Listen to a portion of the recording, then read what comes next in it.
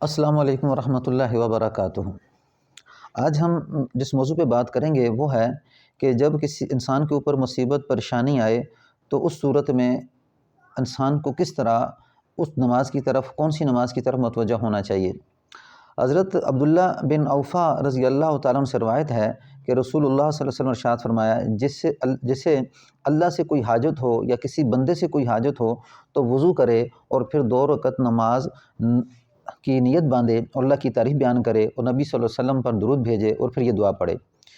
یعنی کیا کرے، جسے اللہ سے کوئی حاجت ہو یا کسی بندے سے کوئی حاجت ہو تو وضو کرے، پھر 2 رکعت پڑھ کر اللہ کی تعریف کرے اور نبی اکرم صلی اللہ علیہ وسلم پر درود پڑھے اور پھر یہ دعا پڑھے، لا الہ الا الحلیم الکریم سبحان اللہ رب العرش العظیم الحمدللہ رب العالمین اسألک موجبات رحمتک وعزائم مغفرتک والغنیمۃ من کل بر والسلامۃ من کل اسم لا تدع لی ذنبا الا غفرت یا ارحم الراحمین ولا ہما الا فرجت ولا حاجۃ ہی لک رضا الا قضیتها یا ارحم الراحمین۔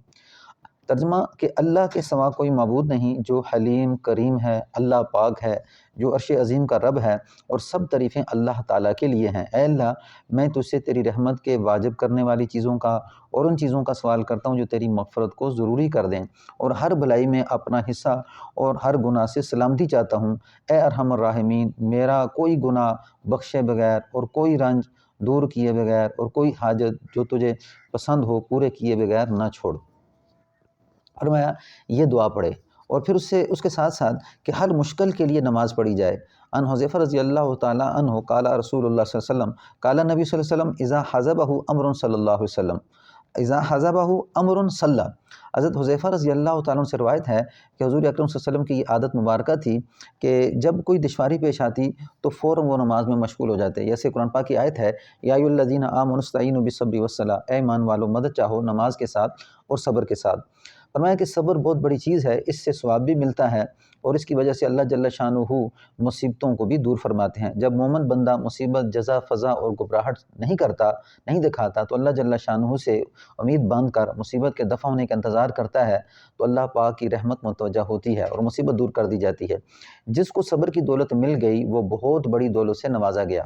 قال النبی صلی اللہ علیہ وسلم وما آتا احد عطاء هو خیر اوسع من الصبر۔ مصیبت دور کرنے کا دوسرا ذریعہ نماز ہے۔